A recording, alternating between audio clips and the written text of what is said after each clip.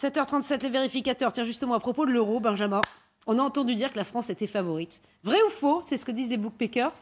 Ah oui, c'est ce que disent les bookmakers. Ce que j'ai fait, c'est que j'ai fait une moyenne de plusieurs grands sites de paris français internationaux, pour être juste. Et je vous montre le résultat. Alors évidemment, plus la cote est basse, plus le pays est favori. Et alors sur tous les sites, c'est la France qui arrive en tête, la France de Kylian Mbappé, avec une cote de 5, ce qui est une cote assez basse, devant l'Angleterre et devant la Belgique. Et puis vous avez un groupe d'outsiders avec l'Espagne, l'Allemagne, le Portugal et l'Italie. Alors est-ce que c'est la garantie de bonne performance d'être le favori des bookmakers? J'ai regardé sur les dernières années.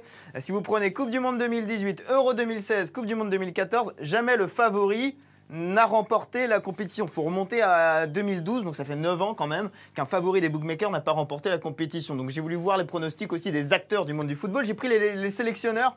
Alors le pays qui revient le plus, c'est quand même la France. Le sélectionneur allemand et le portugais disent la France en favori. En Espagne, plutôt le Portugal. Aux Pays-Bas, plutôt la Belgique. Je peux vous citer aussi José Mourinho. José Mourinho, il a tranché. José Mourinho, entraîneur star.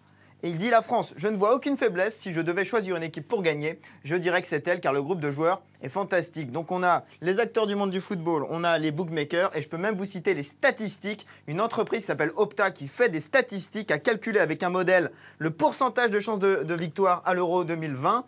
C'est la France, 20%, plus de 20% devant la Belgique et l'Espagne. Bref, on est favori sur tous les tableaux. Il ne faudrait pas qu'on ait quand même un excès de confiance. Non, mais... On y croit, Benjamin. On y croit pour nos Bleus. Et on saura ça, donc résultat final le 11 juillet. 11 juin, c'est parti pour...